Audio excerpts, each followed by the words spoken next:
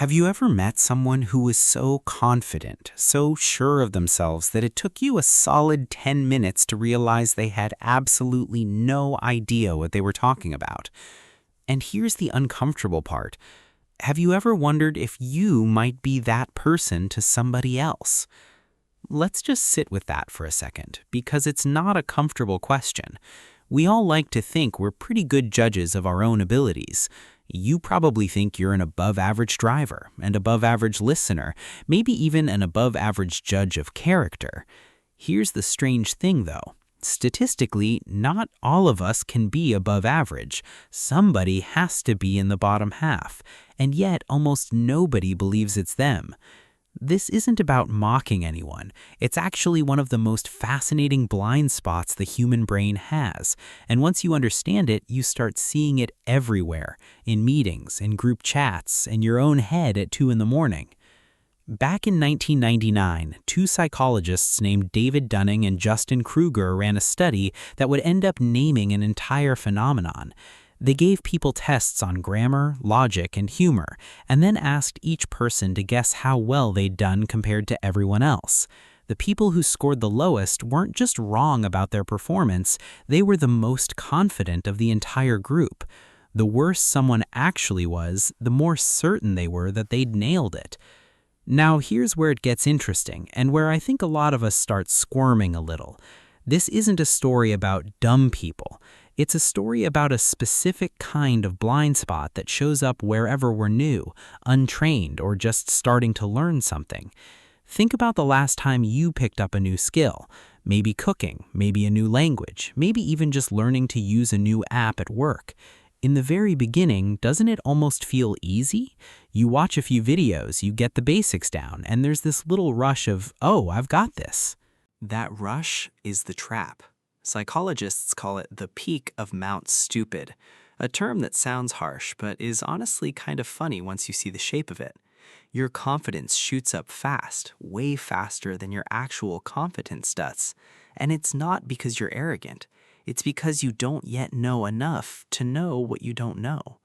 The skills required to be good at something and the skills required to recognize that you're not good at something turn out to be almost the same skills. So when you're missing the second one, you're also missing the first one, which means you can't see the gap.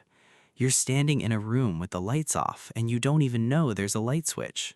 Think about someone who just watched a few videos on nutrition and suddenly feels ready to correct a dietitian at a dinner party. Or someone who read one article about the economy and now has strong opinions for every uncle at every holiday gathering. It's not malice. It's the brain doing exactly what evolution built it to do, moving fast, feeling certain, and running with the first coherent story it can build, because uncertainty used to be dangerous for our ancestors. A caveman who paused to doubt himself while a lion was approaching didn't get many chances to reflect on his humility. And here's the part that I find almost tender, if that's the right word for a psychology concept. The flip side of this effect is just as real and just as human. The people who actually know the most about something are often the ones who feel the least sure of themselves. The more you learn about a subject, the more you start to see its edges, its exceptions, its complicated gray areas. Genuine experts often hesitate before answering because they can see all the ways they could be wrong. Meanwhile, someone with a 5-minute understanding of the same topic will answer without blinking. It's not that expertise makes people less capable. It makes them more aware of the terrain. So, if you've ever felt like an imposter in a room full of people who seem so sure of themselves, that feeling might actually be a sign that you understand the topic more deeply than they do, not less. Isn't that a strange kind of relief? The self-doubt you've been carrying around like a weight might actually be evidence of your growth, not proof of your inadequacy. This is where I think the real lesson lives.